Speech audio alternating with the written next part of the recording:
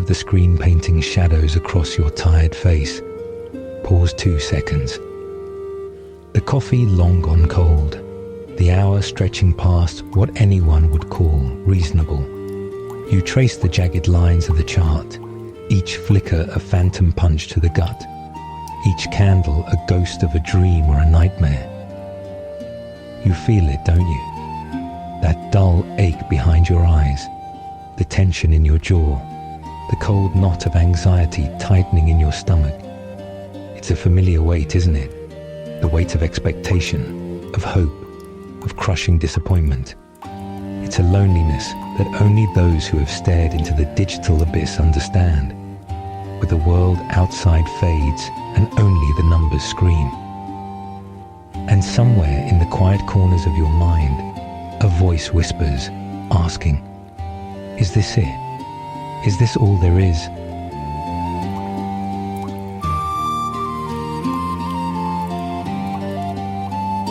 I remember those nights, the frantic tap of keys, the desperate calculations, the cold sweat when a position moved against me, swiftly, mercilessly. The morning light would creep through the blinds, not as a gentle dawn, but as an indictment of another night wasted, another piece of myself chipped away. You try to explain it to loved ones, but how do you describe a battle fought in silence against an invisible enemy for a prize that feels perpetually just out of reach? How do you articulate the pressure, the constant feeling of being a breath away from either breakthrough or utter collapse? It's an isolation that feeds on exhaustion.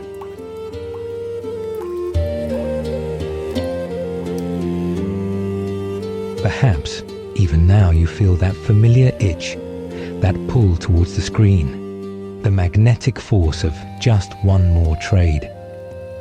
The hope, however faint, that this time will be different, that this time you'll finally catch that elusive wave, recover what was lost, prove them all wrong, prove yourself right. But at what cost? Look around you, even if only in your mind's eye. What are you missing while staring at those fluctuating lines? What fragments of life are slipping through your fingers while you desperately try to grasp at a digital phantom?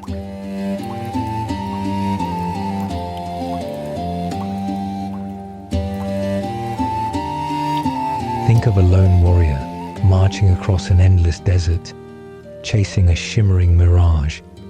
He sees it, clear as day, an oasis, water, rest. He pushes onward, his throat parched, his feet blistering, ignoring the real, solid ground beneath him. He convinces himself that just over the next dune, salvation awaits. But the mirage simply recedes, always just beyond his reach. He wastes his precious water, his dwindling strength, chasing an illusion created by his own desperate mind, while real springs might lie in the opposite direction. Are you that warrior, my friend? Are you chasing a mirage?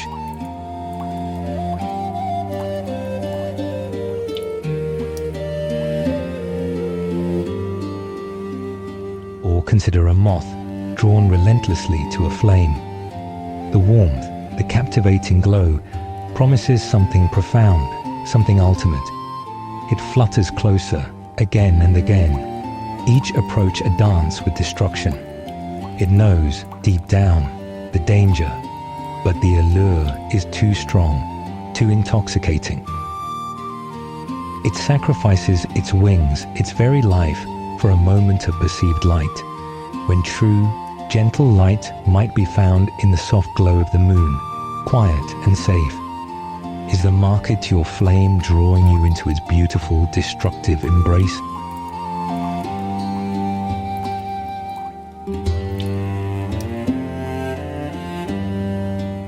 What about the salmon, battling upstream against an impossible current?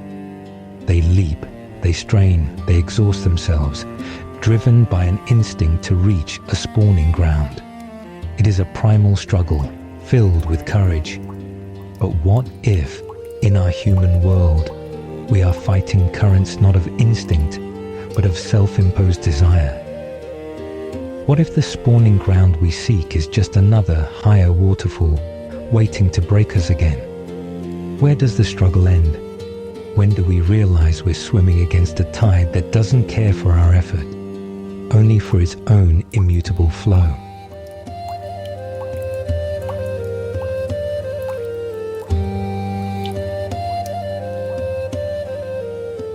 We build elaborate sandcastles on the beach, don't we?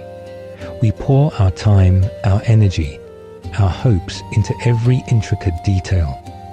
We protect them fiercely from the wind, from curious children, from the inevitable crash of the waves.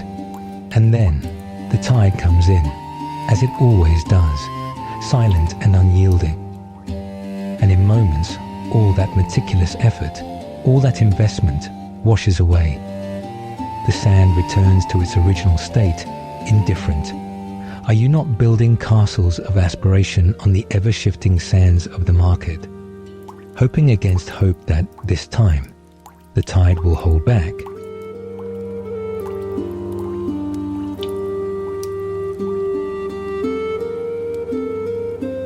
You know the feeling, don't you?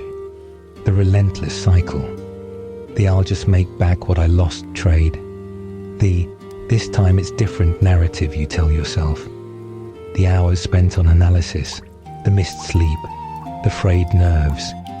For what? A moment of fleeting elation, often followed by a deeper plunge into despair. It's an emotional roller coaster where the highs are temporary and the lows carve deeper and deeper grooves into your spirit. Does this cycle truly serve you? Does it bring you closer to genuine peace or push you further away?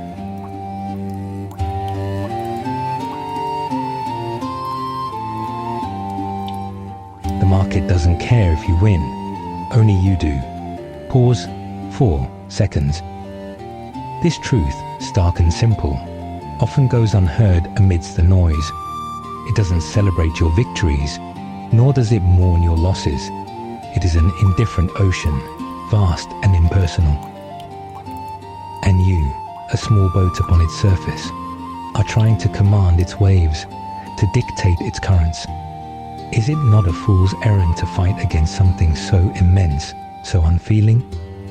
What strength do you have left to spare for battles that were never truly yours to win or lose?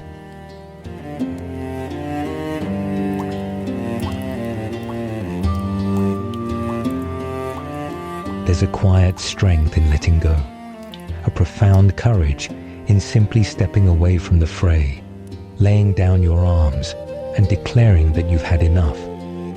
This isn't surrender in the traditional sense, but a reclaiming of yourself. It's acknowledging that the war you were fighting was never truly against the market, but against your own need for control, your own illusions of quick wealth, your own fear of missing out on something that was never yours to begin with. Stopping is not losing, it is choosing a different victory.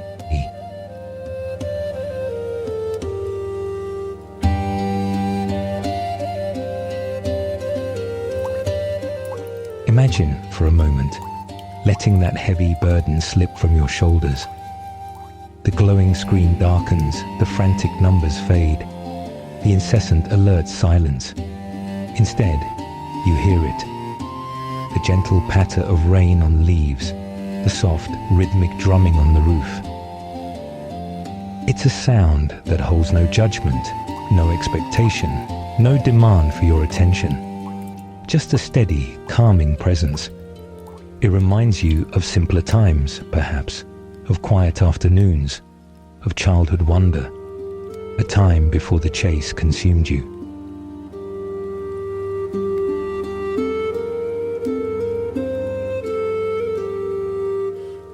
The air smells fresh, washed clean.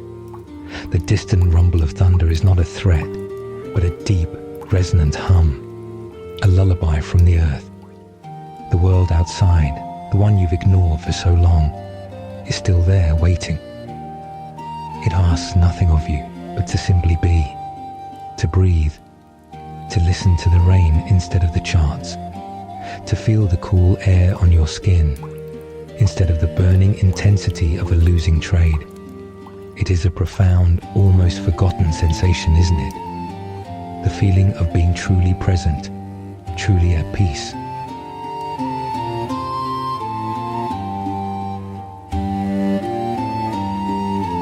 This is the waypoint, not a destination, but a place to pause, to recover, to remember who you were before the market tried to redefine you. Here, by this small, crackling fire, under the shelter of the trees, the rain cleanses not just the earth, but the tired corners of your mind.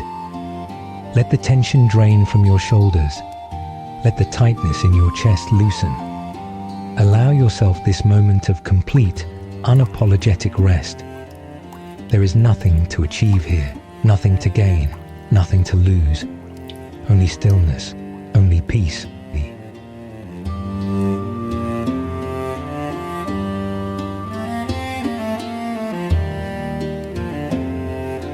The real victory, my friend, is not in winning a trade, but in finding the strength, the wisdom, the quiet courage to walk away from the table when the game is rigged against your very soul. It's in choosing life, choosing calm, choosing the steady rhythm of rain over the chaotic pulse of the market. It's in remembering the warmth of a simple fire, the comfort of shelter, the profound beauty of a world that exists entirely independent of charts and numbers.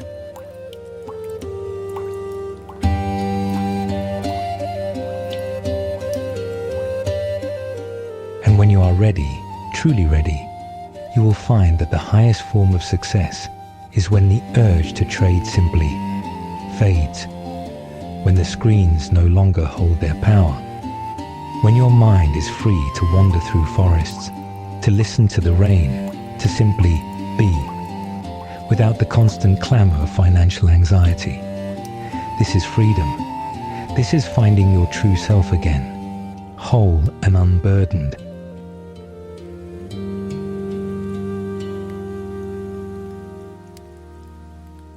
Rest now. Let the sound of the rain wash away the stress, the regret, the longing. Let it carry away the ghosts of trades past and the anxieties of trades never taken. There is quiet here for you.